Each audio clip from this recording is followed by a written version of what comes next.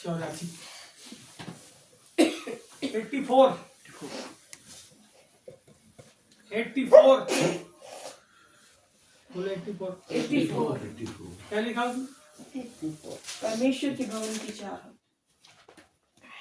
सुने थे तुम लोगों ने जब साहब पढ़ रहे थे तो सुने थे? केवल सुने कि कुछ दिमाग में गया?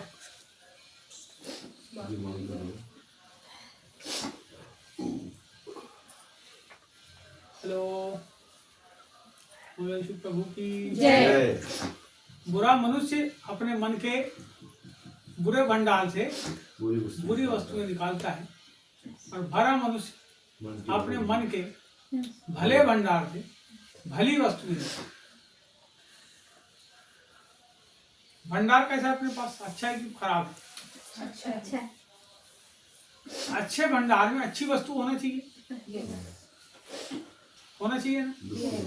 उसके लिए सर्वोत्तम चीज होना। आप देखो, यदि किसी के पास सर्वोत्तम है तो उसको चुपचाप दबा के रखता है, थोड़ी बात समझ, और सर्वोत्तम में थोड़ा कम वाला जो रहता है वही बांटता है। कोई ऐसा होता है कि नहीं भैया? भैया के पास एक सोने की बिस्कुट है और एक चांदी की बिस्कुट है। जब कोई प्रभु का जन आएगा तो इनके मन में यह आएगा कि चलो चांदी की बिस्कुट दे देता हूँ, सोने की बिस्कुट नहीं देता। सर्वोत्तम देंगे कि उत्तम देंगे? उत्तम देते हैं। कभी भी लोग क्या करते हैं, जैसे यीशु मसीह ने काना के दृष्टांत में, आप लोग पढ़ेंगे उसको, जो मकान मालिक था उसने क्या किया? उसने जितनी अच्छा था उसके पास दाखरस उसने बांट दिया ना, खत्म हो गई।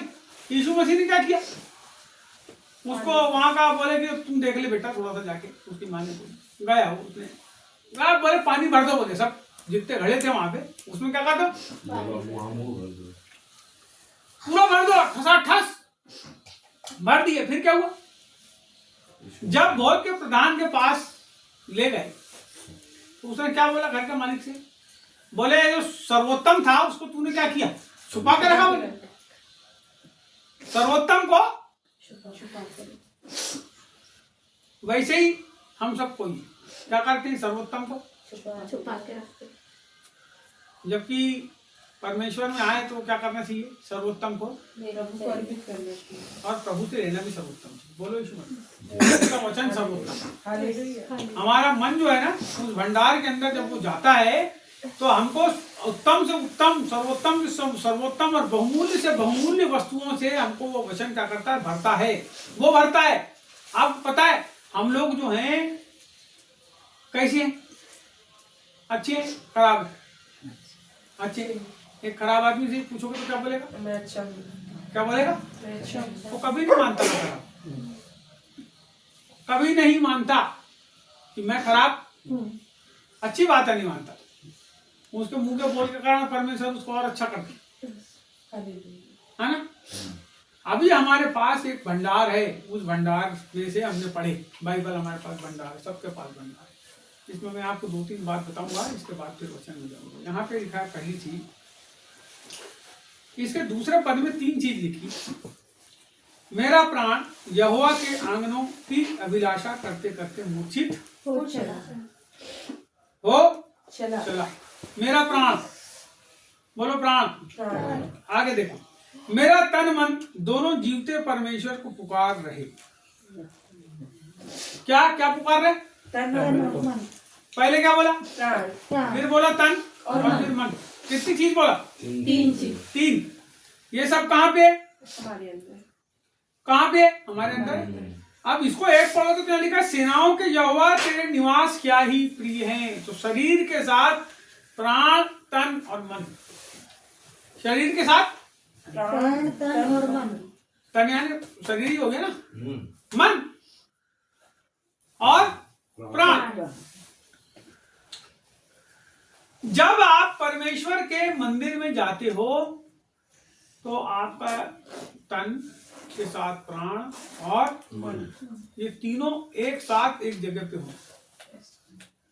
अंग्रेजी में किसी ने बोला प्रेजेंट माइंड या एब्सेंट बॉडी, ऐसा बोला। Present body absent mind.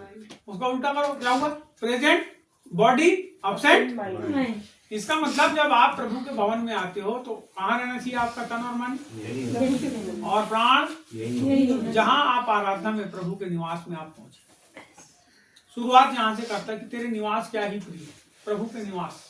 प्रभु हमारे अंदर क्या करता है? वास करता है। चलो यहाँ दूसरी बात मैं आपको बताता हूँ जो बहुत अच्छी है, आपको जानना चाहिए। यहाँ पे क्या लिखा है, यदि आप देखो कि चौथे में यहाँ लिखा है, क्या ही धन्य है वे जो तेरे भवन में रहते हैं। वे तेरी स्तुति निरंतर करते। धन्य किसको बोला? धन्य किसको बोला? आपको नहीं बोला। जो प्रभु के भवन में, जो प्रभु के भवन में रहते हैं उनको, जो प्रभु के भवन में रहते हैं। सबको बोला क्या? नहीं। क्या ही धन्य वे जो प्रभु के भवन में रहते हैं। आप स्वयं परमेश्वर का अपने आप ही में रहो जी।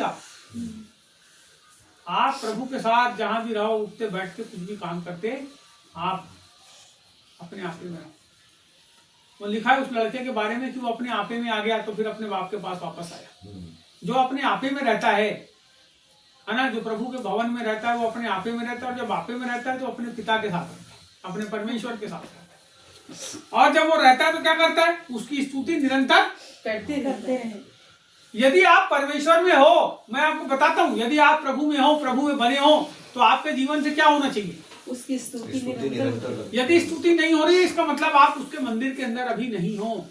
आप सवेरे से लेकर रात तक के आप देखो कितनी बार अपने प्रभु को धन्यवाद बोले।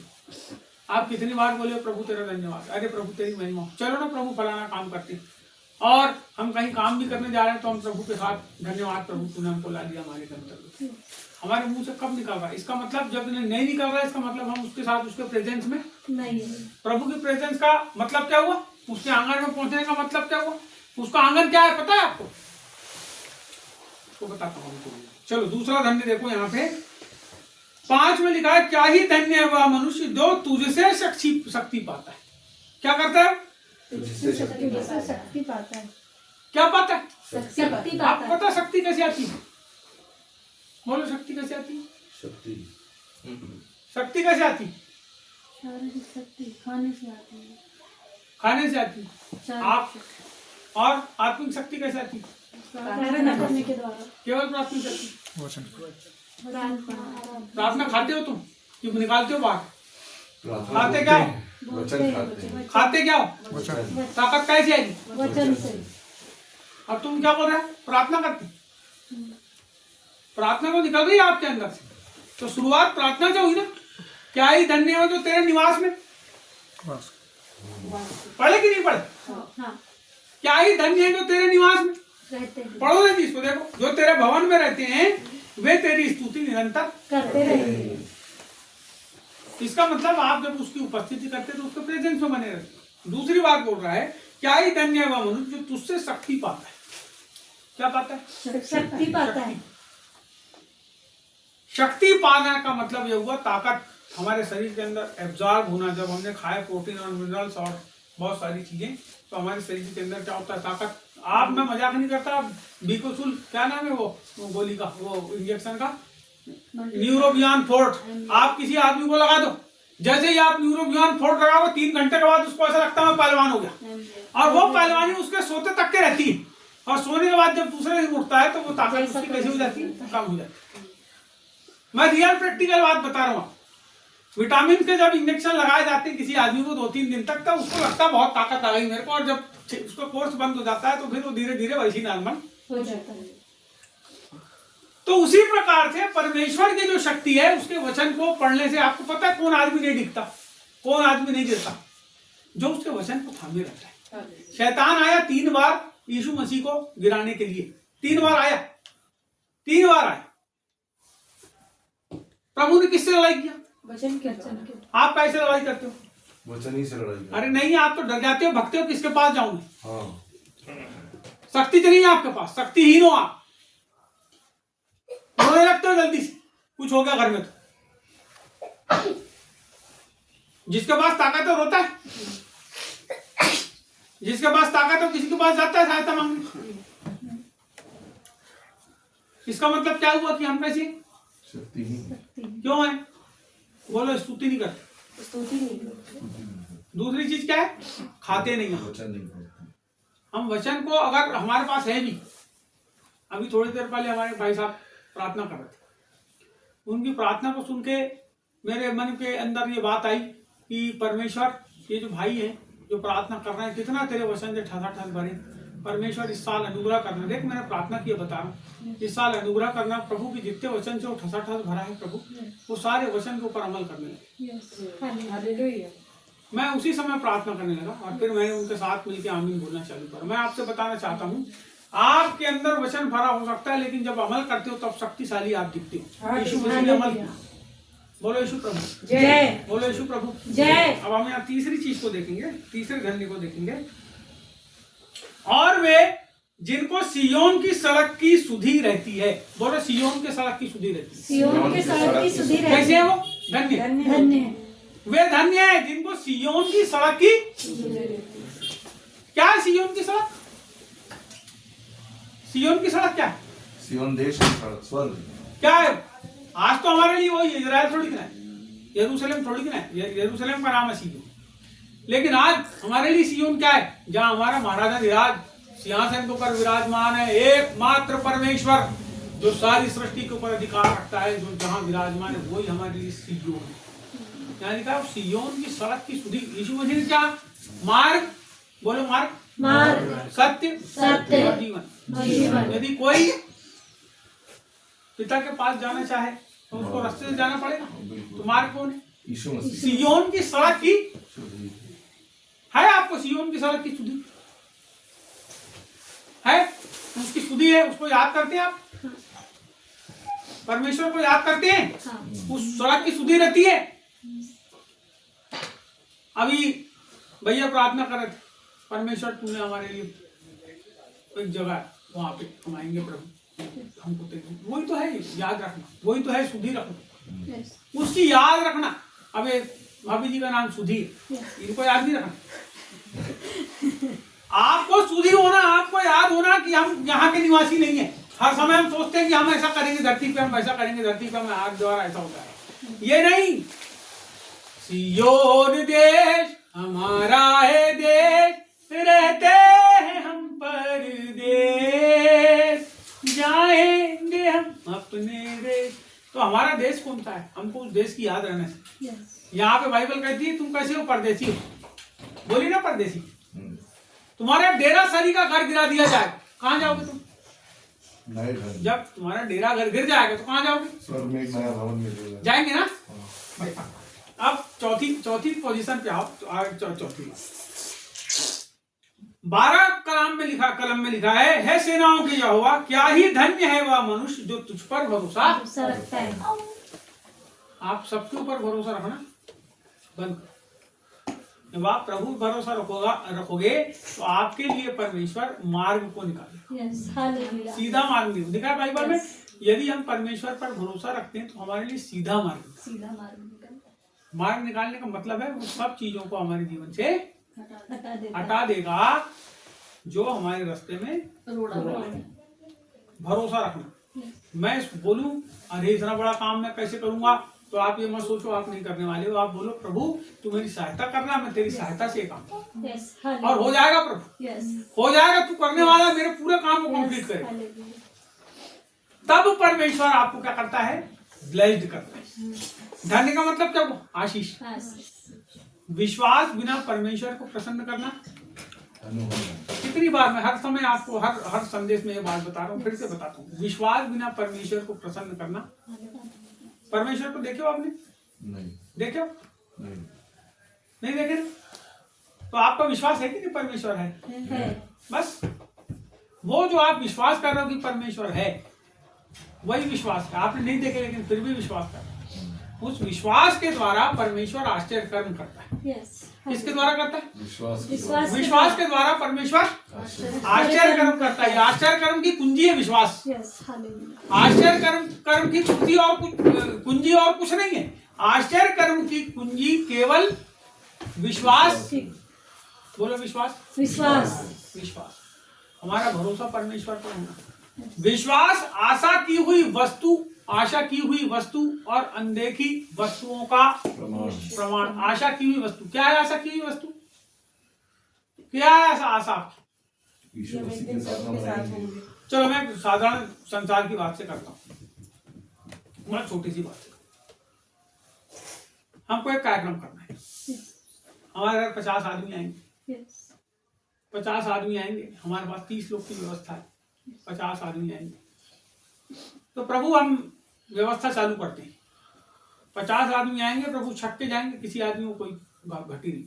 यस ये क्या है? हमारी आशा। हमारी आशा है। उसका निश्चय।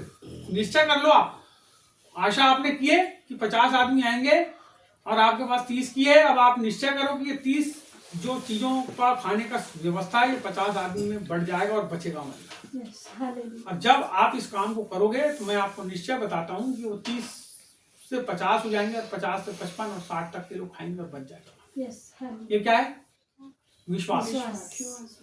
और परमेश्वर उस विश्वास के बढ़ने के चलते तुम्हारी भोजन वस्तु को बढ़ा देता है। यस वो समझ ही नहीं आता हमको यस कि कैसे बड़ा खाना। यस हमको पता ही नहीं चलता, लगता है गंजी में भात तो है और निकाल के देते जाओ आप, और जब देते जाते हो तो कमी नहीं होती। नहीं होती। नहीं होती। मेरे पास इसकी घटनाओं की मेरे पास उदाहरण है। मैंने प्रार्थना में जो देखा, जो किया, मैं उसको बताता हूँ आपको। एक दिन सवेरे की बात है कि मेरे दोस्त की शादी थी और मैंने देखा कि वो जो गंजी है जिसमें उन्होंने खाना बनाए हैं, मैं उनके घर में गया हूँ और उस गंजी के लिए मैंने प्रार्थना किया और मैं देख रहा हूँ कि उसमें से निकाल के हम बहुत लोग को खाना खिलाते जा रहे हैं और लोग खा रहे हैं। ये हो गया मेरा सपना सवेरे का, यस आँख खुलने के पहले का सपना हो गया। यस मैं उठ के फ्रेश हुआ और जाके वास्तव में मैंने वहां जाके प्रार्थना किया, है ना। और प्रार्थना करने के बाद दोपहर को तो लगभग 100-150 लोगों ने खाना खाए। उनने 50, 60, 70 लोगों को खाना बनाया। तो मैं बता रहा हूँ 100-150 लोग का खाना बनाया, उन लोगों ने खा लिए। खाना खा लिए, खत्म हो जाना था ना खाना, आधा गंजी खाना। शाम के समय उनके यहाँ बारात लगी और जब बारात लगी तो क्या हुआ, वहां बारात लगी तो ये हुआ कि लोग आए, वहां का जहां बारात लगी थी वो बारात वाले घर का पूरा खाना खत्म हो गया। लोगों ने पूरी प्लेट तक फोड़ डाले उनके घर, और पूरी प्लेट फोड़ने के बाद ये हुआ इनको खाना काम आया। कि वहां से 100-150 आदमी रात को मोटरसाइकिल में बट के घर में आते थे और खाना खा के गए। अब आप ये सोचो कि 70-80-100 लोग के खाने को 300-400 आदमी ने खाए, इसका मतलब क्या हुआ? प्रभु के आशीष। विश्वास आपके जीवन के अंदर जो है परमेश्वर ने दिया है, उसको परमेश्वर क्या करेगा? बढ़ाएगा उसको। आप इस बात को समझो, यस आपके घर में कोई चीज की घटी नहीं होगी। जवान सिंहों को तो घटी हो सकती है, परंतु यहोवा के डरवलियों को किसी भली वस्तु नहीं होगी। किससे डरते हो आप? किसके ऊपर आपका भरोसा है? परमेश्वर के ऊपर। जब है तो आपके जीवन में कोई चीजों को पूरा नहीं होने देगा। जो भी चीज बिगड़ी उसको सुधार देगा हमारा परमेश्वर। बोलो यीशु प्रभु जय। ये परमेश्वर का काम है। तो यहाँ पे 4 धन्य बात लिखी है। आप धन्य होते हैं जब ये 4 चीजों को करते हैं, यस है ना। ये 4 बातों को धन्यता है। आज मैं कुछ बात बताने वाला था और उसको बताने के पहले मैं इसके पहले वचन निकालूं, मैं कुछ बात आपको बताऊं। आपके मन की इच्छा पूरी नहीं होती तो कैसा लगता है आपको? अच्छा नहीं लगता। अच्छा लगता है? मन मोहन भाई, मन दुखी हो जाता है। अच्छा मान लो मैं आपके मन के अनुसार ना कहूँ, जैसा आप चाहते हो ना कहूँ, तो आप कैसे हो जाओगे? दुखी हो जाओगे, नहीं होगे। एक परिवार में आपके बच्चे जब आपके अनुसार नहीं करते तो आप कैसे हो जाते हैं? दुखी होता है। पति नहीं करते तो क्या होता है? दुखी होता है। पत्नी नहीं करती तो दुखी होता है। पति तो ज्यादा करते हैं, पत्नी ज्यादा दुखी करती है। तो आप बोल कुछ रहे और हो कुछ रहा, फिर क्या होता है? दुख है। तो ये दुख क्यों है? केवल हमारे मन की इच्छा पूरी नहीं होने देगा। तो हम अपने मन की इच्छा को क्यों पूरी करना चाहते हैं जब प्रभु में आए? हर बातों को आप जान लो।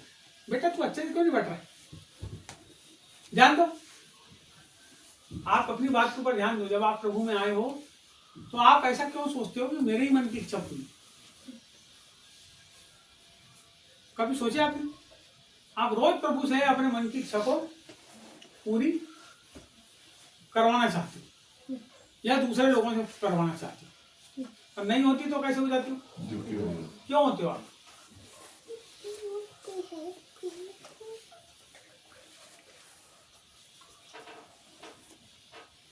है कोई इसका उत्तर? फिर अपन आगे देंगे। है कोई जैसा इसका हम उत्तर? चाह रहे हैं वैसा नहीं हो रहा है तो दुखी हो रहे हैं। वही नहीं तो क्यों होते हैं हम दुखी? क्यों होते हैं? उसके पीछे कारण क्या है? इच्छा पूरी नहीं हो रही। इच्छा पूरी नहीं हो रही, वो तो है ही बात, वो तो मैं बोल ही रहा हूँ, उसी को तो आप बोल रहे हो। हम उन इच्छाओं के गुलाम हैं, इसलिए दुखी हो जाते हैं। जब आप अचानक से किसी के ऊपर नाराज हो जाते हो, आपकी बात को पूरा नहीं करता, इसका मतलब आप उसके गुलाम। सही में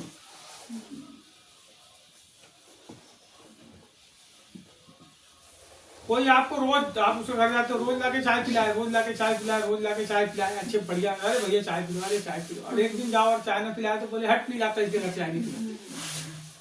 आप उसकी चाय के कारण उसके घर में जा रहे हो कि उससे प्यार करने के कारण जा रहे हो? प्यार करने के कारण। हमारी आशा क्या हो जाती है, जब वो 4-5 बार चाय पिला देता तो अरे चल यार जाएंगे तो चाय होती है ना कि नहीं होती? क्यों भैया, होती है कि नहीं? कोई आदमी बार बार आपकी सहायता करे, बार बार करे, और एक बार ना करे तो घट वाले बेकार आदमी नहीं जाते उसके घर, क्या कर होता है कोई सहायता नहीं, इतनी बार सहायता किया तो इसका मतलब हमारा जाना उसके पीछे क्या है? मतलब का जाना है, स्वार्थ का जाना है। जब हमारी स्वार्थ की पूर्ति नहीं होती तब हम किसी से नाराज होते हैं, तब हम, जब हमारी मन की इच्छा पूरी नहीं होती, इसका मतलब हम अपने स्वार्थ के वास्ते किसी को। मत्ती रची सुसमाचार उसका 6वां अध्याय। मैं भैया सीधे क्यों नहीं बैठ रहा है? इसका मतलब नहीं। मत्ती रची सुसमाचार 6वां अध्याय उसका 10वां वचन पढ़ी। तेरा राज्य आए, जी, तेरी इच्छा जैसे स्वर्ग में पूरी होती है वैसी पृथ्वी पर भी हो। बोलो यीशु मसीह की जय। अब आप प्रार्थना करते हो परमेश्वर को, करते हो कि नहीं? हे हमारे पिता तू जो स्वर्ग में है, ऐसा करके कोई ने गाना बना दिया, और गाते गाते नीचे आते हैं, बोलते हैं परमेश्वर तेरा राज्य आए और तेरी इच्छा जैसे स्वर्ग में पूरी होती है, कहाँ पे? स्वर्ग में पूरी होती है, वैसे ही इस पृथ्वी पे भी पूरी होती है। अब हम ही प्रार्थना कर रहे हैं और हम उसकी इच्छा को पूरी नहीं कर रहे हैं। उसकी इच्छा कौन करेगा यहाँ पूरी? हम। ये जो प्रार्थना यीशु मसीह ने सिखाया वो किसको करना है? वो प्रार्थना चेलों को। आप कौन हो? चेले। उसने चेलों को सिखा दिया, लेकिन अब वो प्रार्थना जो है वो पूरे सारमय तरीके से स्वर्गीय राज्य को धरती पर कायम करने के लिए हर विश्वासी को करना चाहिए। आप कोई बोले तुम प्रार्थना क्यों नहीं करते? तुम इतनी प्रार्थना को हमने छापते हैं तो उसको अपने घर में चिपका लो और उतनी किया करो रोज। तो प्रार्थना कोई सार के साथ है, वो सार से भरी हुई है, लेकिन हमारे अंदर कोई सार, हम खुद निस्सार। मेरी बात को समझो थोड़ा सा। तेरी इच्छा जैसे स्वर्ग जैसे में स्वर्ग में पूरी होती है। पहले बोलता तेरा राज्य है, तेरी इच्छा जैसे स्वर्ग में पूरी होती है। जहां परमेश्वर का राज्य रहेगा वहां उसकी इच्छा पूरी होगी कि नहीं होगी? होगी। आपकी इच्छा आपके घर में पूरी होती है कि नहीं? होती है। आप अपने पति से बोलते हो फलाना फलाना ऐसा ऐसा करना है, उसका मन नहीं रहता फिर भी मन मार के क्या करता है? कर दिया ना पूरी। पत्नी को बोलते हो चाय बना दो, फलाना कर दो, ढिम्पा कर दो, बेचारी के हाथ पैर दुख रहे हैं, दिन भर काम करिए, तुम आए चाय बनाओ, वो जाके अब चाय बनाती है। तुम्हारी इच्छा पूरी हो रही है ना? तुम कैसे रहते हो अपनी इच्छा में जब पूरी होती है तो प्रभु स्वर्ग में खुश है कि धरती पे खुश है? स्वर्ग में खुश है। धरती पे नहीं है बोलते हैं भैया। धरती तो उसको दुखी करने वाला कौन है? प्रभु को। और हम प्रभु से क्या बोलते हैं? अरे मेरी इच्छा पूरी हो बोलते हैं प्रभु। तुम्हारा भात खराब बना तो तुमने प्रभु प्रार्थना किया कि नहीं? तो प्रभु ने तुम्हारी इच्छा पूरी किया। तुमने कौन सी इच्छा पूरी की बताओ? आप सब अपने अपने बारे में सोचो कि कौन सी उसकी इच्छा पूरी कर रहा है। ध्यान दो मेरे तरफ, समझ रहे बात मेरी? बात समझे? आप समझ रहे मेरी बात? हम परमेश्वर की कौन सी इच्छा को पूरी करने हमने प्रार्थना कर दी।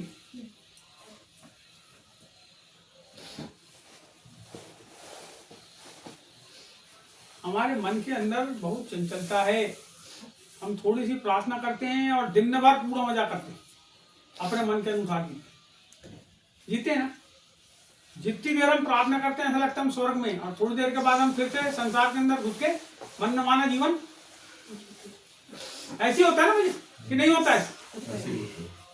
जब हमारी इच्छा हम पूरी ना करें, जब हम अपनी इच्छा को पूरी ना करें, प्रभु की इच्छा के ऊपर ध्यान दें, तब क्या होगा? परमेश्वर का राज्य, क्योंकि प्रभु की इच्छा पूरी कर रहा हूं ना। तो आपके चारों ओर कैसा हो रहा बन गया? मेरी बात को समझो आप। प्रभु के राज्य को मैं प्रभु से एक ही बात को शुरू से बोलता चला आया, बोलना भी नहीं बोलता, मैं उसको करता चले आया। वो ये है कि मैं परमेश्वर के कामों को कैसा करूं। वचन पढ़ना अच्छी बात है, संदेश सुनना भी अच्छी बात है, लेकिन मैं परमेश्वर के कौन से काम को करूं जिससे किसी के पास प्रभु की ज्योति पहुंच जाए, किसी का कुछ पहुंच जाए, उसके जीवन के लिए कुछ रास्ता पहुंच जाए। मेरी कोशिश शुरू से है कि इसका भला होगा। तो आप क्या कर रहे हैं? अपने जीवन पे परमेश्वर के राज्य को स्थापित कर रहे हैं। आप खुद कर रहे हो। कैसे कर रहे हो? उसकी इच्छा को पूरी करने के द्वारा। हम जब परमेश्वर की इच्छा को पूरी करते हैं तो वहां पे प्रभु का राज्य आ जाता है, और जहां प्रभु का राज्य जाता है वहां उसके स्वर्गदूत भी आते हैं। मैं आपको बताऊं, उसकी घनी उपस्थिति होती है, और जब उपस्थिति होती है तो लोग जब आपसे मिलते हैं तो बोलते हैं बहुत अच्छा है। जब लोग आपसे मिलते हैं तो क्या होता है? आपको समझना पड़ेगा इस बात को, इन वचनों को, इन बातों को आपको समझना पड़ेगा कि हमारे जीवन के द्वारा उसके राज्य की स्थापना इस धरती के ऊपर हो रही है कि नहीं, उसका राज्य आ रहा है कि नहीं। अरे किसी के जीवन में आज शायद बताए मेरे जीवन से कुछ काम परमेश्वर का हो रहा है कि नहीं।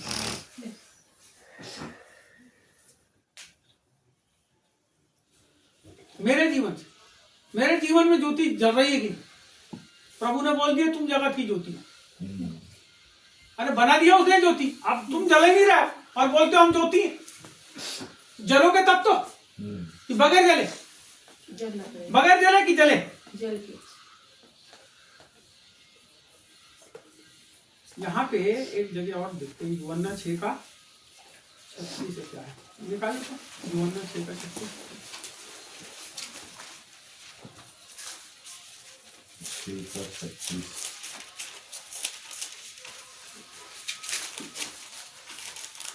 6 का 38। हाँ पढ़ो। क्योंकि मैं अपनी इच्छा नहीं वरन अपने भेजने वाले की इच्छा पूरी करने के लिए स्वर्ग से उतरा। बस पूरा यहाँ लिखा, क्योंकि मैं अपनी इच्छा नहीं वरन अपने भेजने वाले की इच्छा पूरी करने के लिए स्वर्ग से उतरा। यीशु हमारे जीवन में भी उतरा है। सही है। जब यीशु हमारे जीवन में उतरा तो हम क्या कहते हैं? अब्बा और हे पिता। किसको कहते हैं? परमेश्वर को। वो बोल रहा है यहाँ यीशु मसीह अर्थ में, क्योंकि मैं अपनी इच्छा नहीं वरन अपने भेजने वाले की इच्छा पूरी करने के लिए स्वर्ग से उतरा। क्यों आया प्रभु? यीशु मसीह क्यों आया? अब आप बोल सकते हो कि मेरे पाप क्षमा करने आया, सब जोड़ लो आप। पिता की इच्छा पूरी करने। पिता की इच्छा है कि तुम उसके स्वर्ग के राज्य में प्रवेश करो। वो तुमको स्वर्ग के राज्य में प्रवेश कराने के लिए क्रूस के ऊपर चढ़ा। परमेश्वर की इच्छा क्या थी? कि उसका बेटा हमारे पापों के लिए क्रूस के ऊपर, नहीं तो क्या है हमारे में ऐसा दम? यीशु मसीह हमारे लिए आके क्रूस पे चढ़ जाए। परमेश्वर का बेटा, हमने कौन सा काम करे? कौन सा बड़ा भारी ऐसा कुछ कर दी कि अपनी चमड़ी काट के उसकी ढोलक बना के पीट रहे हैं? किए कुछ ऐसा? बकरा बैल की चमड़ी तो ढोलक पे लगा के पीट सकते हो, लेकिन तुमने ऐसा क्या काम किया? सही बात है। तो बकरे की ढोलक बजती तो बकरे की चमड़ी बजती। तुम्हारे शरीर से ऐसा कौन सा परमेश्वर की महिमा हो रही है कि आप बोल सको कि मेरे ऐसा करने से परमेश्वर का जो राज्य यहाँ धरती के ऊपर स्थापित होता है? यहाँ बोलता है यीशु मसीह जो स्वयं परमेश्वर है, जो स्वयं परमेश्वर का पुत्र बन के धरती पे, स्वयं परमेश्वर अपना खुद का पुत्र बन के धरती पे आया अपनी खुद की इच्छा को पूरा करने के लिए। पिता का बेटा यीशु मसीह वो हमारे जीवन के अंदर भी आ गया कि वो हमको भी अब पर उसकी स्वरूप और समानता में बदले और हमको भी उसका बेटा बनाए, जिससे हम उसकी इच्छा को पूरी करें।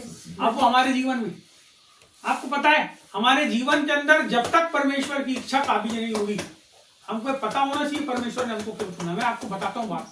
यीशु मसीह जब आया तो उसने सबसे पहले डिक्लेरेशन दिया अपनी सेवकाई का कि मैं गया भाई वो मंदिर के अंदर और जाके क्या किया उसने? चर्म पत्र को, कुंडल पत्र को ऐसा खोला, यशायाह की किताब से उसने निकाला और क्या पढ़ा? क्या पढ़ा उसने? उसने पढ़ा परमेश्वर ने मेरा अभिषेक किया कि मैं बंदियों को स्वतंत्रता, अंधों को, आंखें देने का। जो जेल में बंद है उनको, जो अंधकार में है उनको, बहुत अच्छा। हैं? आपके पास क्या डिक्लेरेशन है? आप क्या कर रहे हो इतने साल से यीशु मसीह? हम केवल गाना गाते हैं, 20-25 रुपए दान दक्षिणा देते हैं और सोचते हैं हमको परमेश्वर सप्ताह भर क्या रखेगा। अच्छा 25-50-100 रुपए की प्रभु को आवश्यकता नहीं है जी। परमेश्वर को इस बात की आवश्यकता है कि आपके जीवन के अंदर से उसकी महिमा प्रकट हो रही है कि नहीं हो रही है, उसकी इच्छा पूरी हो रही है कि नहीं हो रही है। आप इस बात को हर समय अपने मन के अंदर याद रखो, चलते उठते फिरते घूमते। अपन ने क्या किए? अभी 4 धन्य पढ़े थे, 4 धन्य पढ़े थे। वो धन्यवाद प्रभु का कि इन सब बातों से वो 4 धन्य जुड़े। परमेश्वर की इच्छा को जानना और परमेश्वर की इच्छा को इस धरती पर पूरा करना। मैं आपको 2 बात बताता हूँ। जब मनुष्य इस धरती के ऊपर आता है ना, उसके पास उसको खाली दिमाग रहता है कि बच्चा रहता, पैदा होता है, उसके पास कुछ नहीं रहता, कोई विचारों के साथ पैदा नहीं होता। जब वो पैदा होता है तो उसके माँ बाप उसको जो उसके दिमाग में भरना है, चाहे धर्म की बात भरो, चाहे राजनीति की भरो, चाहे लड़ाई की भरो, चाहे कोई भी चीज की भरो, आप संस्कार आप डाल रहे बच्चे के अंदर ठोस ठोस के। लेकिन एक समय आता है जब परमेश्वर का अचानक से प्रकाश किसी व्यक्ति के ऊपर चमकता है। मैं आपको बताता हूं ये बात बिल्कुल सत्य है, मेरे जीवन के अंदर सत्य है, किसी के जीवन में हो चाहे, मैं तुम्हें अपनी बात बताता हूं। जब परमेश्वर का प्रकाश चमकता है तब उसके वचनों के अंदर से आपको उद्देश्य मिलता है। यदि परमेश्वर का प्रकाश आपके जीवन पे चमका, आप परमेश्वर में नए जन्म को प्राप्त किए, तो आप बगैर उसकी इच्छा को पूरी करने के आपके पास कोई दूसरा चारा नहीं है। परमेश्वर आपको अपनी इच्छा आपके ऊपर रख देता है, बता देता है कि बेटा मैंने तेरे, इसीलिए इस धरती के अंदर में नया जन्म दिया है। नया जन्म का मतलब पवित्र आत्मा से परिपूर्ण होना। जब यीशु पवित्र आत्मा से भर गया तो क्या किया वो? तब तो गया वो उस जगह के ऊपर में, उस सिनेगॉग के अंदर में, और जाकर क्या किया उसने? ये बताया कि मैं परमेश्वर की कौन सी इच्छा को पूरा करने के लिए आया। मेरे ऊपर जो परमेश्वर का आत्मा है, आपके ऊपर जो परमेश्वर का आत्मा। गाँव में भी कितना अन्य भाषा बोलते, बोलो चिल्ला चिल्ला। आप प्रभु की इच्छा पूरी नहीं करते तो इसका मतलब वो असली है कि नहीं, मेरे को नहीं मालूम। एक व्यक्ति जब पवित्र आत्मा से भरता है, उसके जीवन के अंदर से परमेश्वर की महिमा होना चालू हो जाती है। उसके जीवन से उसकी गवाहियां लोगों के जीवन के अंदर जाना चालू हो जाती है। उसके जीवन में ऐसी बातें होने लगती है कि लोग बोलते हैं अरे भैया धन्यवाद। मैं आपसे बोलना चाहता हूं, यहां यीशु मसीह आया और क्या बोल रहा है? क्या बोल रहा है? पढ़िए जी उसको बेटे। क्योंकि मैं अपनी इच्छा नहीं, हाँ, वरन अपने भेजने वाले की इच्छा हाँ, पूरी करने के लिए स्वर्ग से उतरा हूँ। कहां से उतर गया? स्वर्ग से उतरा। इच्छा पूरी करने के लिए कहां से उतर गया? स्वर्ग से। और हम उसकी इच्छा पूरी करने खटिया से नहीं उतर रहे, हम अपने सोफे से नीचे नहीं उतर रहे, हम अपनी गाड़ी से नीचे नहीं उतर रहे। वो स्वर्ग से नीचे परमेश्वर की इच्छा को पूरा करने के लिए आ गया। मैं इसीलिए आया कि उसकी इच्छा को पूरा करूं। आपको पता है, आप मत्ती में या इसी में आप पढ़ लोगे, आखिरी में मत्ती में जब जाओगे, तो आज सवेरे में निकाल के देख रहा था उसको, वहां पे ऐसा लिखा है, प्रभु ने एक ढेला गतसमनी के बगीचे में, एक ढेला आप फेंकोगे, ऐसा ढेला कितना दूर फेंकाता है? यहाँ पे फेंकोगे तो मुश्किल से 25-30 फीट फेंकाएगा ना, उससे ज्यादा 50 फीट फेंका गया। बहुत ही ज्यादा फेंके तो 70-80 फीट फेंका गया, बहुत, उससे ज्यादा नहीं फेंका गया। उतनी दूर चेले यहाँ बैठे हैं, पतरस है, यूहन्ना है, याकूब है, और ये यीशु मसीह बोला यहाँ बैठ के क्या करो? प्रार्थना करो। मैं आता हूँ घर पे प्रार्थना कर। और ढेला फेंकने की दूरी तक के वो गया और वहां जाके वो प्रार्थना करता है और बोलता है, पिता हो सके तो ये प्याला हो जाए, फिर भी मेरी इच्छा नहीं वरन तेरी इच्छा। आपको पता है, उसको मालूम था कल क्या होने वाला है, कितनी मारेंगे उसको, कोड़े कितना उसके मुंह के ऊपर थूकेंगे, उसके ऊपर क्या क्या अत्याचार करेंगे, वो सबको उसने जो सहा मेरे और आपके लिए सहा। लेकिन इच्छा किसकी थी? किसकी इच्छा थी? परमेश्वर। जब वो पुत्र अब हमारे अंदर है, हम इसलिए नहीं चुने गए हैं कि बहुत सुख को भोगें, हम इसलिए चुने गए हैं कि हम परमेश्वर की इच्छा को पूरा करें। उस इच्छा को पूरा करने के लिए यदि हमारे बच्चे को भी हमको हटाना पड़े, अपने पत्नी को भी हटाना पड़े, तो हम हटा के उसकी इच्छा को पूरा करें। वो क्या है? परमेश्वर की इच्छा को पूरी करने वाला सेवक।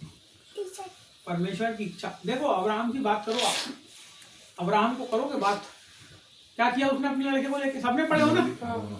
ले गया कि नहीं? लेके गए, उसकी गर्दन पे छुरा चढ़ा रहा था कि नहीं? चढ़ा रहे। किसकी इच्छा थी वो? परमेश्वर की इच्छा। परमेश्वर ने क्या किया? अपनी इच्छा पूरी किया। उसको बोला अब रुक, तूने छुरा लाके चला ही रहा था, रुक, उसको मार बोले, तेरा लड़का यहाँ से बरी हो, तेरे विश्वास को मैंने देख लिया। एक आदमी था राजा, उसने बोला प्रभु यदि तू मेरे को विजय दिला देगा ये युद्ध में तो मेरे घर से सबसे पहले तो निकलेगा मेरे को देखने के लिए, मैं उसको तेरे को बलिदान कर दूंगा। उसकी बेटी जिसको बहुत चाहता था, बाइबल में लिखा है, वो ढपली बजाते नाचते नाचते अपने बाप की विजय में वो बाहर निकली। अरे उसने तो मुंडी ठोक लिया, उसको लगा था कोई नौकर निकलेगा, कोई निकलेगा, लेकिन निकला कौन? उसकी बेटी। सुनो, वहां लिखा है बाइबल में, उसने उसको बलिदान कर दिया। अब्राहम के लड़के को छोड़ दिया, लेकिन यहाँ वो राजा ने क्या किया? अपने बच्चे को बतिया। परमेश्वर ने वाचा बांधते हो, प्रभु मैं तेरे लिए ऐसा करूंगा। अरे कहाँ करोगे तुम? पहले खुद तो खाना खा लो, फिर दूसरे को खाना खिलाना। कहाँ करोगे तुम? कुछ नहीं कर सकते। हाँ जी, बाल बच्चे दूर की बात है, तुम्हारे खीसे से आठाने बांध के रखते हैं कछोटे की साड़ी में, ऐसा वो आठाने नहीं छूटते तुम्हारे खीसे से, तो प्रभु के लिए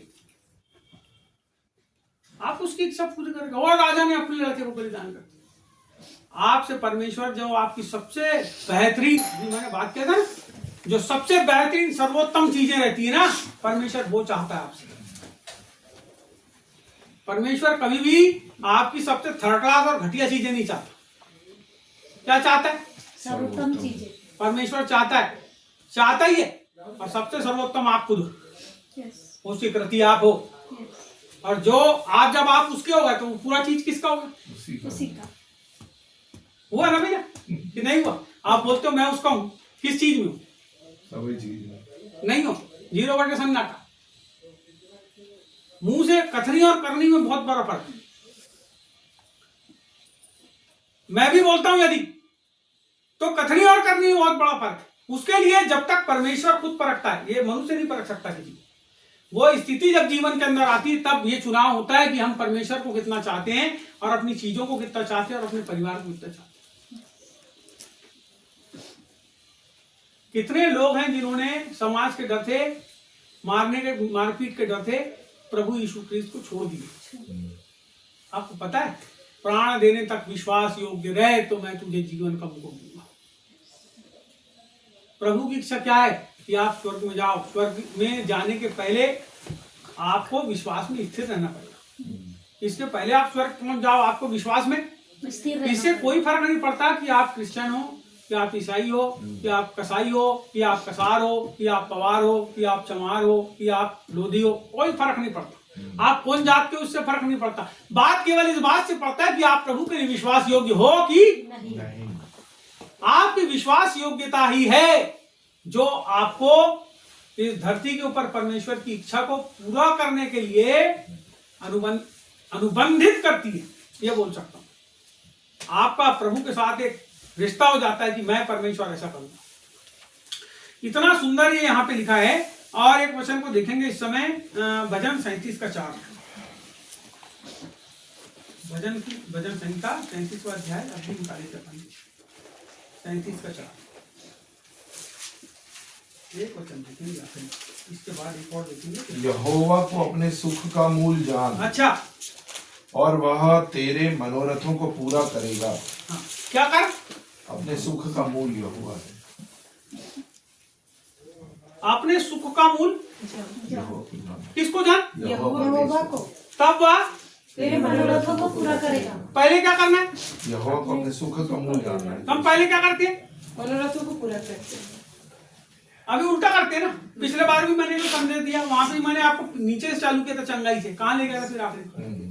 तो शुरुआत क्या है? यहोवा को अपने मुख का सुख का मूल जानना है। शुरुआत कहां से? मूल जानने से। मूल कौन है? ये खाने पीने किसने दिया? परमेश्वर ने दिया। अभी नहीं है मेरे पास, अभी नहीं है मेरे पास, सुख नहीं है मेरे पास, हवाई जहाज नहीं है मेरे पास, बहुत सारी चीजें नहीं है मेरे पास, कोई बात नहीं। लेकिन मेरे पास कौन है? परमेश्वर है। जब वो है तो सब कुछ हमारे पास होगा। यस, आपका भरोसा किसके ऊपर? परमेश्वर के ऊपर। अरे कुछ नहीं होता यार, मेरे पास बहुत पैसे, अभी मैं काम कर लूंगा। मैं नहीं करता अपने पैसे पे भरोसा, मैं प्रभु को बोलता हूँ प्रभु पैसे भेज। है मेरे पास 2 लाख रुपए, मैं बोलता हूँ प्रभु को, फिर भी प्रभु पैसे भेज, तो 4 लाख भेजता है। मैं 4.5 लाख की किताब चाहता हूँ। हालेलुया। कौन है आपका भरोसा? कौन है? परमेश्वर। आप उसी के ऊपर भरोसा रखो। मैं आपको बताना चाहता हूँ, सुख का मूल उसी को जानो। मूल जानने का मतलब, मूल का मतलब इसके पहले सुख है आधार। वो होगा। आधार हाँ, इसके पहले की सुख हो। आधार क्या है आपका? परमेश्वर। परमेश्वर। किसकी इच्छा पूरी करोगे? परमेश्वर की उसकी इच्छा पूरी करोगे तो वो स्वतः तुम्हारी इच्छा पूरी करेगा। पहले तुम उसके राज्य और धर्म की खोज कर तो सब वस्तुएं तुम्हें मिल जाएगी। मिल जाएगी। तुम पहले क्या बोलते हो? सब वस्तुएं मेरे को मिल जाए, उसके बाद में उसके राज्य और धर्म की खोज करूं।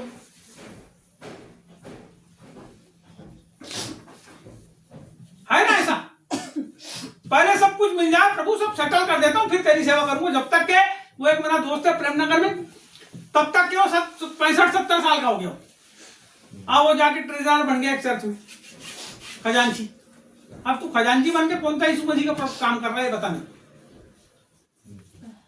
खजांची बन के कौन सा यीशु मसीह का काम कर लिया? कहाँ प्रचार कर लिया? किसको संदेश सुना दिया? किसके आत्मा को बचा लिया? क्या कर लिया तूने मेरे भाई?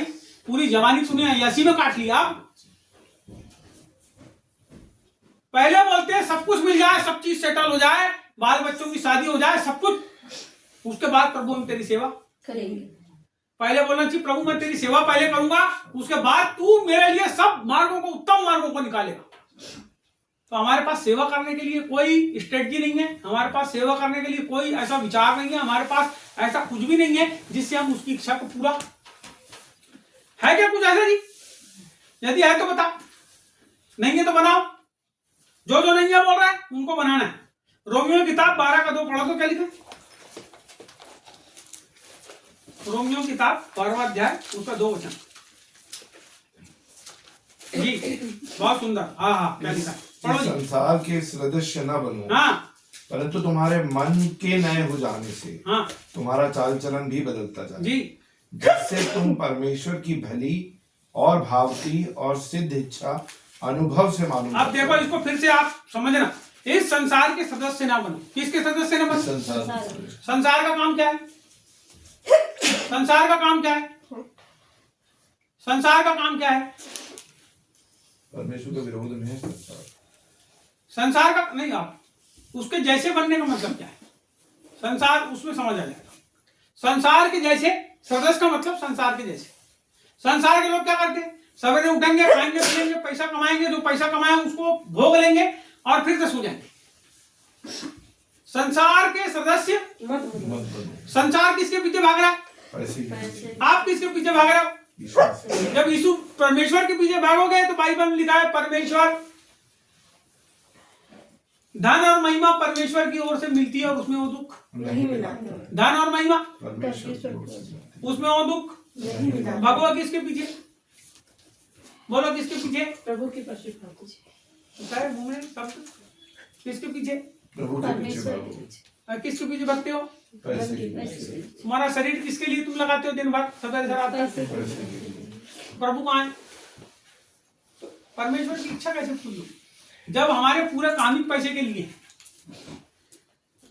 एक आदमी से मैं बात कर रहा था, बोले जब नगद पैसा तुम्हारे पास आता है टेबल पे, और जब आप ये समझते हो कि पैसा गलत है, कितना भी बड़ी गड्डी रहे, और जब ये समझते हो कि ये ठीक नहीं है और आप उसको जब टेबल पे मना करोगे उस पैसे को, तब आप सक्सेस की ऊंचाई पे पहुंचोगे। समझ रहे हो मेरी बात? मैं क्या बोल रहा हूं? आपका पास जो पैसा आ रहा है, जो बढ़त हो रही है, किस हिसाब से हो रही है, इस बात को आप समझो, और जब उस हिसाब से समझोगे तब उसको नकारने की कोशिश भी करो। परमेश्वर से बड़ा पैसा नहीं है जी। एक बाइबल में लिखा है, एक आदमी धन की और परमेश्वर की सेवा नहीं कर सकता। ये 2 स्वामियों की सेवा, एक ही आदमी की सेवा करने का उसका नाम, अगर आप परमेश्वर को चाहते हो तो उसकी सेवा करो। जब आप उसकी सेवा करोगे, उसके पीछे चलोगे, तो खुद ही तुम्हारे लिए धन के रास्ते खुल जाएंगे। दाऊद के पास क्या था? चलो दाऊद के जीवन के ऊपर अपन थोड़ी सी दृष्टि करते हैं। दाऊद के पास क्या था? बोलो बकरी, बकरी चराता तो हाँ, और कुछ था क्या? नहीं। परमेश्वर जब उसको पता चला कि एक आदमी मेरे परमेश्वर को ललकारता है, सुनो मेरी बात, इतनी हिम्मत होना, छोटा तो लड़का था आज सत्यम के बराबर, और ऐसा ऊंचा पूरा नहीं था दाऊद, यार जैसा आप सोचते हो बहुत ऊंचा हो, उसकी हाइट कम थी, मैं बता रहा हूं। बकरी चराता था, और बकरी चराते चराते शेर और भालू जब उसकी बकरी के ऊपर हमला करते हैं तो अपनी बकरी को बचाने के लिए शेर और भालू से भी लड़ लेता था। सुनो, ऐसा था वो, अपनी बकरी बचाने, दूसरे की बकरी नहीं, अपनी, उसी की रहती थी ना उसकी अधीनता में। अब दूसरी चीज, उसको प्रभु ने बुलाया, वो प्रभु के अधीन हो गया, पता चला उसको, और क्या करता था पता है जब अधीन हुआ तो, अब इसको बाद में बताऊंगा। अभी यहां क्या हुआ, उसको पता चला कि एक ऊंचा पूरा आदमी है जो आके क्या कर रहा है, मेरे परमेश्वर को अरे ललकार रहा है, वो खतरा किए हुए लोग बोल रहे हैं हमको, समझ रहे हो मेरी बात, ऐसा बोल रहा है। चला उसको बोला, उसको देखता हूं आज मैं, चला वो अपनी गुलेल पकड़ के, वो रहता था ना ऐसा पत्थर बांध के गोल गोल घुमाते हैं, और जब फेंके तो पत्थर जाता है निशाने पे लगता है तो सामने वाला सांप, रीछ भालू को भी वैसी मारा होगा, शेर वेर को फेंक के पत्थर से, तब भगे होंगे वहां से। चला वो रास्ते में तो नाले में उसने देखा कि यहाँ पे गोल चिकने पांच पत्थर चुना, नाले में पहुंचा जब तो उसको उठा के अपने यहाँ पे बांध दिया, और चला वो तो वो सामने वो भीम का है आदमी, राक्षस समान आदमी, 8 फीट का ऊंचा, अरे उसने बोला मैं अपने परमेश्वर के नाम से आता हूं, देखो उसका विश्वास देखो, मैं अपने परमेश्वर के नाम से आता हूं। और जब वो भाला वाला लेके दौड़ा होगा उसके तरफ, तीर लेके दौड़ा होगा, फेंक के ही मारा होगा, कुछ किया होगा, क्योंकि लड़ाई में तो वैसे ही होता है भैया, मारेगा नहीं तो जीतेगा कैसे। इसने भी अपना निकाला, बोले तू गुलेल लेके आए मेरे को मारने,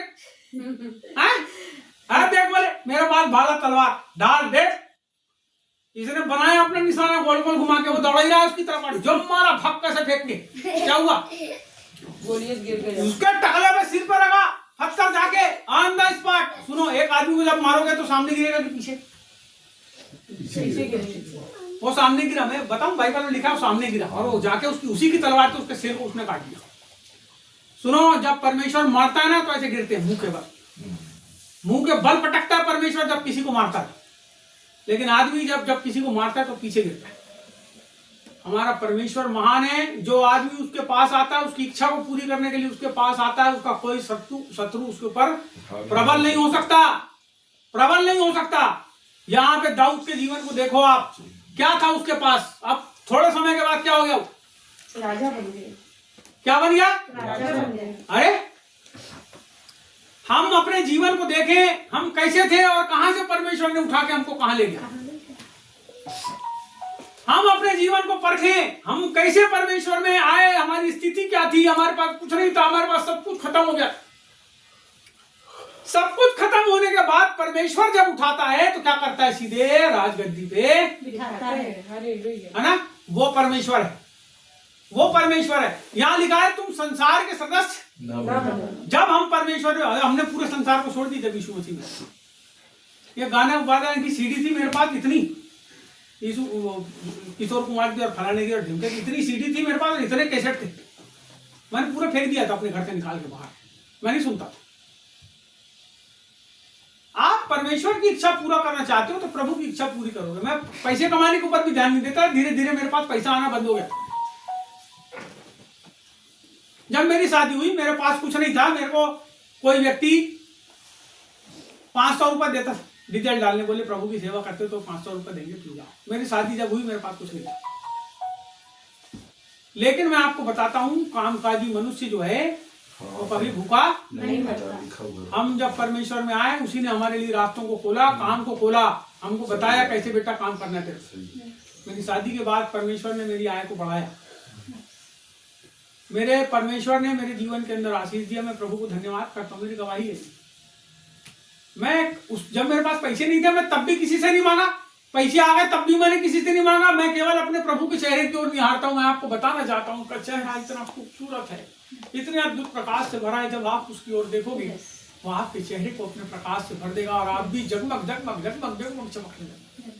भाई कल बहुत खूबसूरत तरीके से हमारा संबंध उसके साथ जो है वो स्थापित करती है। यहाँ पे लिखा है, फिर से पढ़ेंगे, इस संसार के सदस्य न बनो परंतु तुम्हारे मन के नए हो जाने से। बोलो काय के नए हो जाने से? कि धर्म के नए हो जाने से। कई जन सोचते हैं कि धर्म दूसरा वाला धर्म ले लिया है, पहले बोले हिंदू वाला था अब ईसाई वाला हो गया। कोई बोलता है अरे पहले जैन था अब ईसाई वाला हो गया, तो भी प्रार्थना में जाता है। नहीं, यहाँ क्या बोला? ऐसा बोला कि धर्म के नए हो जाने से। काय के? मन के नए। प्रभु क्या बदलता है? मन बदलता है। तुम्हारे मन के नए हो जाने से तुम्हारा चाल चलन भी अरे कहाँ व्यभिचार करते रहते हो, अरे कहाँ चोरी करते रहते हो, अरे कहाँ दूसरे लोगों के चक्कर में पड़े रहते हो, कहाँ वो नंगी नंगी रील देखते हो। मैं आपसे पूछना चाहता हूँ, मैं अपने आप से ही पूछना चाहता हूँ कि तुम्हारा मेरा मन का परिवर्तन हुआ है कि नहीं? चाल चलन हुआ है कि बदला है कि नहीं? कि हम जैसे थे वैसी थे? पहले कोई लड़ता था तो हम भी लड़ने झंडा लेके चले जाते थे, वैसी है क्या? नहीं, तुम्हारे मन के बदल जाने से तुम्हारा चाल चलन क्या बदल जाए? चाल चलन मन के नए हो जाए। तो चाल चलन क्या है? जो आप जीवन जी रहे हो ना वही चाल चलन। जो आप जीवन जी रहे हो, हेलो, क्या जो जीवन वही आपका चाल चलन है। उसमें यदि परिवर्तन नहीं आया इसका मतलब अभी परमेश्वर का काम नहीं। परिवर्तन होना। आप लोग कितना भी चिल्लाएं धर्म परिवर्तन किए, फलाने के ढिंगा किए, हमको मालूम हमने कुछ नहीं किया। हमारा केवल मन बदला है पापों से, हमारा मन बदला है गलत नीतियों से, हमारा मन बदला है गलत लोगों की संगति से। इसीलिए आज हम क्या कर रहे हैं? हम अपने चाल चलन की ओर ध्यान दे रहे हैं। हम चाल चलन की ओर ध्यान रहे हैं। हम कोशिश कर रहे हैं हमारे जीवन से किसी आदमी को दुख ना पहुंचे। आपको पता है सबसे बड़ी हिंसा क्या है? लोगों को, हृदय को दुख पहुंचाना। शारीरिक, मानसिक और भौतिक रीति से कई लोग नुकसान करने के चक्कर में पड़े रहते हैं। वो सबसे बड़ा पाप है, उसको छोड़ो। आप जब छोड़ोगे तो आप कैसे हो जाओगे? आपका चाल चलन आगे, जिससे तुम चाल चलन जब बदलेगा तो क्या होगा? इस संसार के जैसे आपको नहीं बनना है तो आप क्या करोगे? अपने चाल चलन को बदलोगे। जब मन बदल गई तो क्या होगा? जिससे तुम परमेश्वर की भली और भावती और सिद्ध इच्छा, बोलो, परमेश्वर की भली भावती और सिद्ध। भली का मतलब बुरी, अच्छी। भली का मतलब अच्छी, भावती है मन को भाने वाली। अरे ये क्या जोरदार है यार, एक नंबर भारा है मेरे को भाई, एक नंबर शरीर मेरा भी हो जाए तो भारा है वो। ऐसा कैसे हो जाएगा? लेकिन तू नहीं हो सकता। एक जन ने मेरे को देखा, एक पास्टर है यहाँ पे, बोले सौरभ भैया सही है यार, मोटा कट्टा, अच्छा मैं भी ऐसा हो जाऊंगा, प्रभु मेरे को कर दे ऐसा। तो प्रभु ने उसको मोटा कट्टा कर दिया। गवाही बता रहा था एक दिन वो, मैं सोचता था बोले सौरभ भैया जैसे हो जाऊं, सही में हो गया। तो प्रभु का धन्यवाद। तो ये तो शरीर को भाना हो, चाहना हो गया, या कोई चीज वस्तु के जैसे मेरे पास हो जाए, है ना? अपन सोचते हैं किसी ये नहीं बोल भाने वाली। किसकी इच्छा? परमेश्वर की। पहले बोला भली, फिर बोला भावती और फिर बोला सिद्ध का मतलब परफेक्ट। फिर उससे ज्यादा आगे कुछ नहीं होता। आपको सिद्धता आ गई किसी चीज में, इसका मतलब उसके आगे कुछ नहीं। तुम धरती के करोड़ तक पहुंच गए ना, होते होते वापस धरती पे निकल जाओ।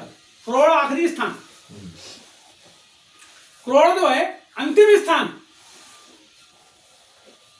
सूरज के आगे कुछ नहीं है क्या? है। अरे सूरज तो कोंटे में, हाँ, सही है। इस आकाशगंगा के बाहर कुछ है कि नहीं? ये मनुष्य की खोज कभी पूरी नहीं हो सकती। मैं आपको लिख के दे रहा हूँ पागल। वो कोई ऐसी दीवार के पास पहुंचने वाली नहीं है जहां ब्रह्मांड का अंत है, क्योंकि ब्रह्मांड जो है अति विशाल है, अति विशाल, जिसकी था में आप पहुंच नहीं सकते। अथाह तो वो परमेश्वर है जिसके अंदर पूरा ब्रह्मांड घुसा हुआ है। वो ब्रह्मांड के तो घूम रहे हैं सब, मालूम है आपको? सब में जीवन है। जीवन काय में? वो जीवन, जीवन किसमें? परमेश्वर। जीवन परमेश्वर में। और जहां जीवन है वहां परमेश्वर है। मेरी बात को ध्यान देना। जैसे कोई बोलता है दुष्ट आत्मा है, फलाना ढेमका, कुछ नहीं, सब प्रभु के अंदर सब है। पूरी चीज प्रभु के अंदर है। सब प्रभु के आत्मा ने सब चीज को ऐसा लेके उसने चारों तरफ से सब पूरा कवर अप करके रखा। नहीं मालूम मेरे को कितना बड़ा ब्रह्मांड है, लेकिन मैं जानता हूं जितना बड़ा ब्रह्मांड है उससे ही बड़ा परमेश्वर। परमेश्वर का आत्मा को ऐसे छोटा मोटा मत समझो तुम। जो तुम्हारे अंदर आके रहने लगा ना, तो ऐसा मत समझो छोटा सा, अरे कई करोड़ों अरबों खरबों कितनी आकाश गंगा है, सब उसके अंदर समाई हुई हो, सबको जीवन देने वाला है परमेश्वर। वो घूम रहे हैं सब अपनी अपनी जगह, अपने अपने जीवन को सब जी रहे हैं और वहीं समाप्त हो जाते हैं। हम तो एक ही धरती के ऊपर, एक ही पृथ्वी के ऊपर मनुष्य, और कहीं नहीं है मनुष्य, यही रखा है धरती के ऊपर इतनी छोटी सी जगह में। भली भावती और सिद्ध इच्छा को अनुभव से मालूम करते बोलो, अनुभव से अनुभव से मालूम करते रहते। अनुभव। कितना अनुभव है परमेश्वर में? संसार का अनुभव तो बहुत है, परमेश्वर का अनुभव कितना है, उसकी इच्छा का अनुभव कितना है, उसको मालूम करते रहो बोलता है। हमारे पास डिक्लेरेशन होना, परमेश्वर ने हमको क्यों बुलाया, हमारे पास उसकी इच्छा का प्रकटीकरण होना कि परमेश्वर ने बुलाया, हम तेरी इच्छा को पूरा करना है प्रभु, जो काम के लिए तूने हमको बुलाया। क्योंकि सूरज का काम क्या है, एक बार अंतिम बात समझा रहा हूं, सूरज का काम क्या है, प्रकाश रोशनी। पानी का काम क्या है, मिट्टी का काम क्या है, उपजाना।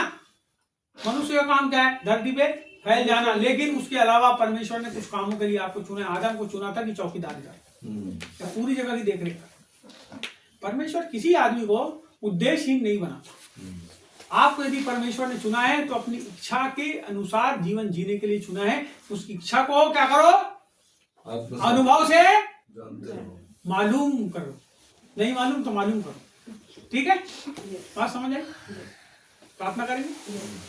चलिए।